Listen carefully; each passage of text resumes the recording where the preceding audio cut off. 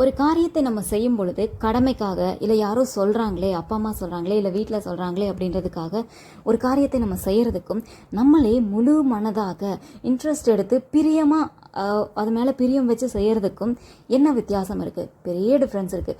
கடமைக்காக நம்ம செய்கிறோம் அப்படின்னா வேண்டா விருப்பம் பண்ணுவோம். ஆனால் அதுவே நம்மளே இன்ட்ரெஸ்ட் எடுத்து பிரியமாக பண்ணால் பார்த்து பார்த்து செய்வோம்.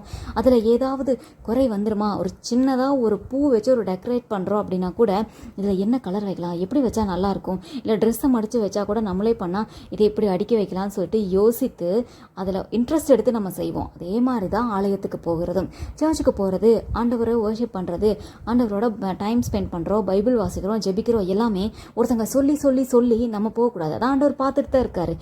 இதுவா இந்த பிள்ளை, இந்த பையன், இவங்களா எனக்கு இன்ட்ரெஸ்ட் எடுத்து என்கிட்ட வராங்களா, இல்லை இவங்க சொல்லி சொல்லி சொல்லி வர்றாங்களா அப்படின்றத பார்த்துட்டு இருக்கிறாரு. நீங்கள் ஆண்டவரை உணர்ந்து அவரை புரிந்து கொண்டு இருந்தால் கண்டிப்பாக நீங்களே ஆட்டோமேட்டிக்காக எழுந்து டெய்லியும் அவரை தேடுவீங்க, வேதம் வாசிப்பீங்க, ஜெபம் பண்ணுவீங்க, துதிப்பீங்க, ஸ்தோத்திரம் சொல்லுவீங்க. ஒரு கனெக்ட் அவரோட இருந்துகிட்டே இருக்கும். 24 மணி நேரமும் எப்பொழுதுமே, வாரத்தில் 7 நாள் 24/7 சொல்லுவாங்கள்ல, 24/∞ போட்டுக்கலாம். வாழ்நாளுக்கும் அந்த உணர்வுள்ள இருதயம் உங்களுக்குள்ளே வந்துட்டா அந்த 24/∞ தான் உங்களுக்கு. ஆண்டவரோட கனெக்ட்லேயே இருப்பீங்க. நீங்கள் இருதயத்துக்குள்ளே நீங்கள் வாக்கிங் போகும்போது பேசிகிட்டே இருப்பீங்க, எக்ஸசைஸ் பண்ணும்போது பேசிகிட்டே இருப்பீங்க, சாப்பிடும்போது, சமைக்கும்பொழுது, எழுந்ததுலேருந்து நைட்டு வரைக்கும் ஒரு நாள் அப்படின்னு எடுத்துட்டா பேசிக்கொண்டே இருப்பீங்க. அது இருதயத்திலேருந்து வரணும்.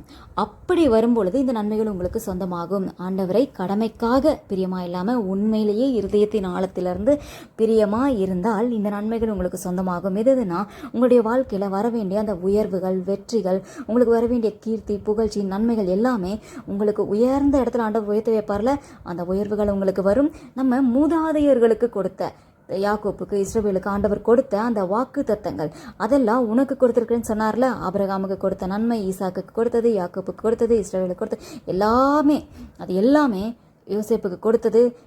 உடனே விமனுக்கு இல்லையா அப்படின்னு கேட்காதீங்க. எஸ்தர், தெபோரால் எவ்வளோ பேர் இருக்காங்க, சாராளுக்கு கொடுத்துருக்காங்கல்ல. எல்லா நன்மைகளும் உங்களுக்கு சொந்தமாகும். ஆண்டவர் உங்களுக்கு வாக்கு கொடுத்து அதை உங்களுக்கு நிறைவேற்றி தருவார். நன்மைகளினால் உங்களை நிரப்புவார். இது எல்லாமே உங்களுக்கு வேணும் அப்படின்னா ஒன்று தான் செய்யணும். முழு மனதோடு ஆண்டவர்கிட்ட திரும்புங்க. அவருக்கு பிரியமாய் நடந்து கொள்ளுங்கள். எதிர்பார்த்து பிரியமாக நடக்காதீங்க. கொடுத்தாலும் கொடுக்காட்டாலும் நான் இருப்பேன்னு சொல்லி இருந்து காட்டுங்க. நீங்கள் நினச்சி பார்க்க முடியாத அளவுக்கு அவர் நன்மைகளை உங்களுக்கு தருவார். நீ கேட்டாலும் கேட்கட்டாலும் அவர் கொடுப்பார். அவர் கொடுக்க மாட்டேன் அப்படின்னு சொல்லி எதையும் வச்சுட்டு இருக்க மாட்டார். உங்களுக்கு நன்மை நினைக்கிற தெய்வம் ஆண்டவர். அவர் உங்களுக்கு கண்டிப்பாக நன்மை தான் செய்வார். அவரிடத்துல பிரியமாக இருங்கள். கர்த்தர் உங்களுக்கு நன்மைகளை கொடுப்பார். நீங்கள் நினச்சே பார்த்துருக்க மாட்டீங்க, அவ்வளோ பெஸ்ட்டான நன்மைகளை உங்களுக்கு கொடுப்பார்.